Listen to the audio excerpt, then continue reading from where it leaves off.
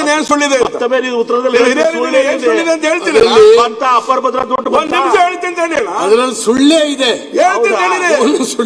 ನೀವು ಸತ್ಯ ಅಪ್ಪರ ಭದ್ರಾಗ 5,300 ಕೋಟಿ ರೂಪಾಯಿ ನೀವು ಸರ್ ಬೇರೆ ಬೇರೆದ್ನು ಕೊಟ್ಟಿದ್ದೀವಿ. ಯುಸಿ ಕೊಟ್ಟಿಲ್ಲ ನೀವು ಇನ್ನು. ಆಮೇಲೆ 14 ನಿಮ್ಮ ನರೇಂದ್ರ ಮೋದಿ ಅವರು ಬರೋಕ್ಕಿಂತ ಮುಂಚೆ ಎಷ್ಟು ಕೋಟಿ ಸಾಲ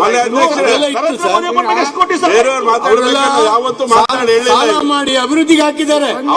ಸಾಲ ಮಾಡಿ ಗ್ಯಾರಂಟಿ ಕೊಟ್ಟಿದ್ದಾರೆ ಅಷ್ಟೇ, ಅಭಿವೃದ್ಧಿ ಹಾಕಿದ್ದಾರೆ ಸರ್.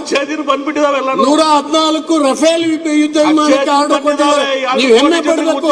ಈ ರಾಷ್ಟ್ರ 114 ರಫೇಲ್ ಯುದ್ಧ ವಿಮಾನಗಳು ಬಂದಿದೆ. ದೇಶನ ಗಟ್ಟಿ ಮಾಡ್ಲಿಕ್ಕೆ ನರೇಂದ್ರ ಮೋದಿ ಮಾಡಿದ್ದಾರೆ. ಮೋದಿ ಅವ್ರದ್ದು ಎಷ್ಟು ಸಾಲ ಮಾಡಿದ್ದಾರೆ ಗೊತ್ತಾ? 50,000 ಕೋಟಿ ಲಕ್ಷ ಇದ್ದು ಸಾಲ ಮಾಡೋದನ್ನ ನಾವು ವಿರೋಧಿಸ್ತಿಲ್ಲ ಸರ್. ಸಾಲ ಮಾಡಿದ್ದೀನಿ ಎಲ್ಲಿಗೆ ಹಾಕ್ತೀವಿ ಅನ್ನುವಂಥದ್ದು ಹಂಗೆ ಇದ್ದವ್ರು ಸಂರಕ್ಷಣೆ ಮಾಡ್ಕೋಬೇಡಿ. ನನ್ನ ಹತ್ರ ಮಾಹಿತಿ ಇದೆ. ಇಲ್ಲಿ ಹಂಗೆ ಇದ್ದವ್ರು ಸಂರಕ್ಷಣೆ ಮಾಡ್ಕೋಬೇಡಿ. ನೀವು ನನ್ನ ಹತ್ರ ಮಾಹಿತಿ ಇದೆ ಹೇಳ್ತಾ ಇದ್ದೇನೆ. ನರೇಂದ್ರ ಮೋದಿ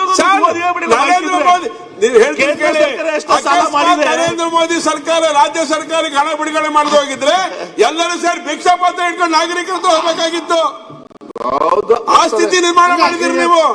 ಏನೋ ಮೋದಿ ಇದ್ದಾರೆ ಕೊಟ್ಟಿದ್ದೀರಿ ಅಂತ ಹೇಳ್ತೇನೆ ನಾನು. ಎಷ್ಟು ಸಾಲ ಮಾಡಿದಾರೆ ಹೇಳ್ಬಿಡಿ.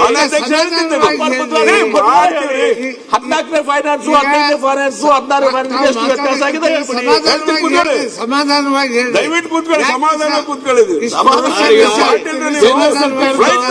ಕೇಂದ್ರ ಸರ್ಕಾರದಿಂದ ಒಂದು ಡಿಬೇಟ್ ಅನ್ನ ನೀವು ಏರ್ಪಡಿಸಿ ನಾವು ದಾಖಲೆಗಳು ಒಟ್ಟಿಗೆ ಮುಖ್ಯಮಂತ್ರಿಗಳು ಬಜೆಟ್ ಪುಸ್ತಕ ಹಾಕಿದ್ದಾರೆ. ಸುಮ್ನೆ ಬಜೆಟ್ ಪುಸ್ತಕ ಪ್ರಿಂಟ್ ಮಾಡ್ತೀವ? ಸುಮ್ನೆ ಮಾಡಿದ್ದು ಈ ತರ ಬಿಬಿಜಿ ರಾಮ್ಜಿಗೆ ದುಡ್ಡೆಲ್ಲಿ ಇಟ್ಟಿದ್ದೀರಿ ಹೇಳಿ. ಪುಸ್ತಕ ಹಾಕಿ ಬಂದ್ರೆ ಬಿಬಿಜಿ ರಾಮ್ಜಿಗೆ ದುಡ್ಡೆಲ್ಲಿ ಇಟ್ಟಿದ್ದೀರಿ ಹೇಳಿ. ಅದ್ರಲ್ಲಿ ಎಲ್ಲಿದೆ? ಕೈ ಬಿಟ್ಬಿಟ್ರ? ನರೇಗಾ ಹೆಸರಿನಲ್ಲೇ ನೀವು ಮಾಡಿಬೇಕಾದ್ರೆ ಕೈ ಬಿಟ್ಬಿಟ್ರ? 60% ಕೇಂದ್ರದಿಂದ ಬರೋದು ಇವತ್ತು ನಾವು ಉಪಯೋಗಿಸೋಣಕ್ಕೆ ಆಗ್ತಾ ಇಲ್ಲ. ಈ ಬಜೆಟ್ ನಲ್ಲಿ ನೀವು ಕೈ ಬಿಟ್ಟು